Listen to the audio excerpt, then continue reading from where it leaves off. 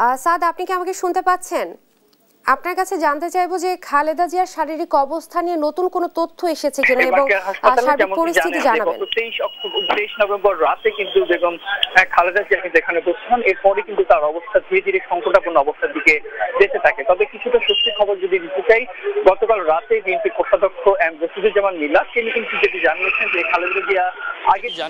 খালেদা জিয়া আগের থেকে কিছুটা উন্নতির দিকে গেছেন এবং তিনি কিন্তু এখন সজ্ঞানে রয়েছেন এবং চিকিৎসকের পরামর্শ কিন্তু তিনি নিতে পারছেন, এমনটি কিন্তু তিনি জানিয়েছেন। এবং গতকাল রাতেও কিন্তু বিভিন্ন রাজনৈতিক দলের নেতাকর্মীরা সহ বিএনপি শীর্ষস্থানীয় পর্যায়ের নেতৃবৃন্দরা কিন্তু তাকে দেখতে এসেছেন, তার স্বাস্থ্যের খোঁজ খবর কিন্তু তারা নিয়েছেন। বিশেষ করে আমি যদি বলতে চাই যে তথ্য উপদেষ্টা মাহফুজ আলম কিন্তু তিনি এখানে এসেছিলেন এবং তিনি যেটি জানিয়েছেন যে তিনি আসলে ব্যক্তি উদ্যোগে এখানে এসেছেন। এবং অন্যদিকে বাংলাদেশের সাবেক অধিনায়ক যিনি রয়েছেন তামিম ইকবাল, তিনিও কিন্তু এখানে এসেছেন।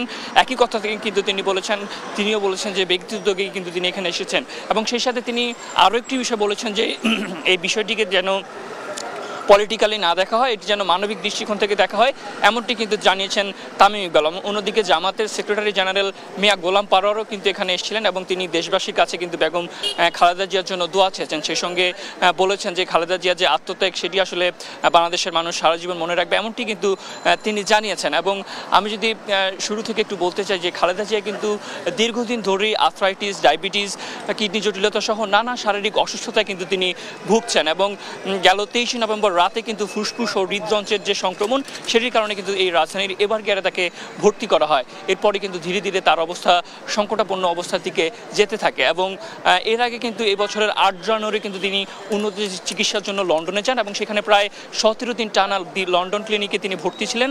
এরপর কিন্তু তার বড় ছেলে তারেক রহমানের বাসায় কিন্তু তিনি চিকিৎসা নেন। পরে গেল 6 মে কিন্তু তিনি দেশে ফিরে আসেন এবং 15 অক্টোবর কিন্তু তিনি রুটিন চিকিৎসার জন্য এই এভারকেয়ারে ভর্তি হন এবং একদিন পর কিন্তু ভর্তি থেকে একদিন পর কিন্তু তিনি বাসায় চলে যান।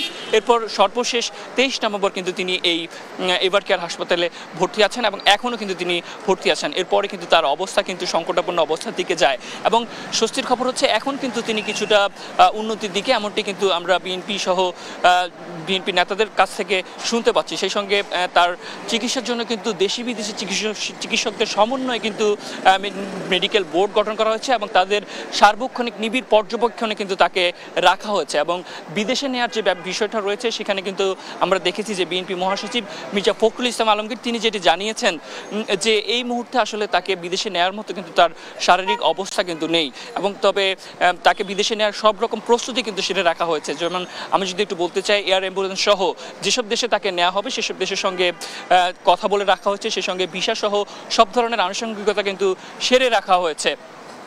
তবে মেডিকেল বোর্ডের নির্দেশনার অপেক্ষায় কিন্তু এখন তারা রয়েছেন। যদি মেডিকেল বোর্ড বিদেশে নেওয়ার মতো নির্দেশনা দেয় তখনই কিন্তু তাকে বিদেশে নেওয়া হবে, এমনটি কিন্তু বিএনপির পক্ষ থেকে জানানো হয়েছে।